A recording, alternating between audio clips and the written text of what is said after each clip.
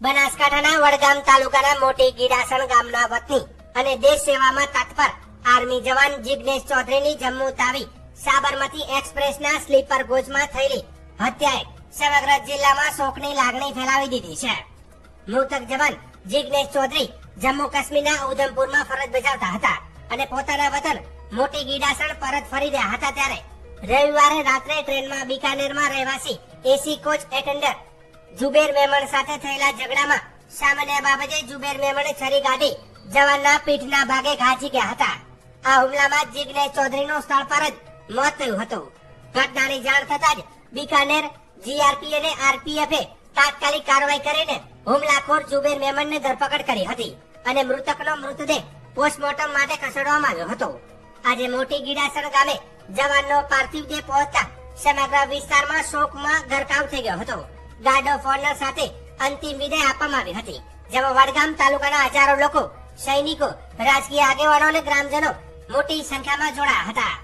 પરિવારજનો અને ગ્રામજનોની આંખોમાં આંસુ સાથે એક જ માંગ ઉઠી હતી કે આરોપીઓને કડક સજા થવી જોઈએ અને દેશના જવાનને ન્યાય મળવો જોઈએ.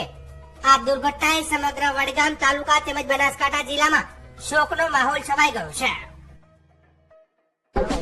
હું વાઘજીભાઈ ચૌધરી સરપંચ ગીડાસણના અમારા કુટુંબિક છે જીગરભાઈ. જે કહેવું છે તો અમારા જયેશભાઈએ કહી જ દીધું છે.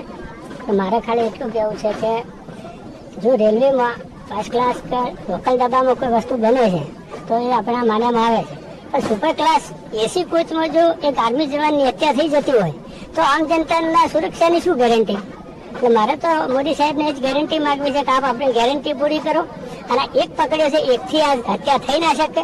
એટલે તમે જે એના હાથે સંડોવાયેલા છે એ તમામ ગુનેગારોને ગ્રેપ્તાર કરવામાં આવે, એમને કડકમાં કડક સજા કરવામાં આવે. એ જે કોચ છે એસી એની અંદર જે કર્મચારીઓ નોકરી કરતા હતા એમને બચાવવાની કેમ ના કોશિશ કરી? એટલે એટલા જ ગુનેગાર એ પણ લોકો છે, એટલે એ લોકોને પણ એટલી જ સજા કરવામાં આવે, યા તો એમને સસ્પેન્ડ કરવામાં આવે, એ એમના જવાબો લેવામાં આવે અને એના પર કાર્યવાહી કરે એવી મારી ભારત સરકારને નમ્ર વિનંતી છે. અને જે આવા અસામાજિક તત્વો જે એમ વિચારતા અમે જ છીએ તો એમને પણ ટ્રેન એટેન્ડન્ટમાં જે કોચ હોય એમને અમે અમારા ગામ વતી અને સમાજ વતી કહેવા માંગીએ છીએ કે ટ્રેન એક ખાલી બિકાનેર જ નથી ઉભી રહેતી, એનું સ્ટેન્ડ પાલનપુર છે, એટલું યાદ રાખે. જય હિન્દ. મારું નામ ચૌધરી જયેશકુમાર જેઠાભાઈ છે અને જે આ વીર શહીદ જવાન છે એમના ભાઈ છું.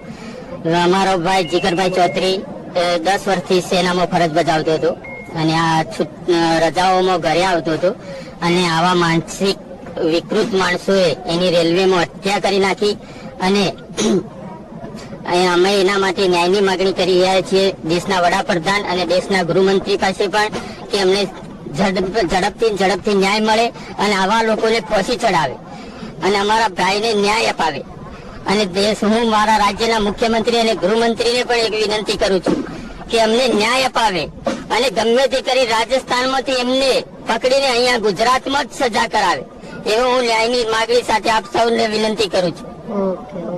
આજે વીર જવાન જિગ્નેશભાઈની અંતિમ યાત્રામાં હજારો લોકો જોડાયા અને સમાજના મૂળ વતન ગીડાસણ ખાતે એમના અગ્નિ સંસ્કારનું જે કાર્ય પૂરું કર્યું છે અને સાથે સાથે જવાનની જે ક્રૂર હત્યા કરવામાં આવી છે, દેશના વડાપ્રધાનને અમે માગણી કરીએ છીએ કે સમાજની અંદર જેટલું દુઃખ છે એટલો ને એટલો આક્રોશ છે.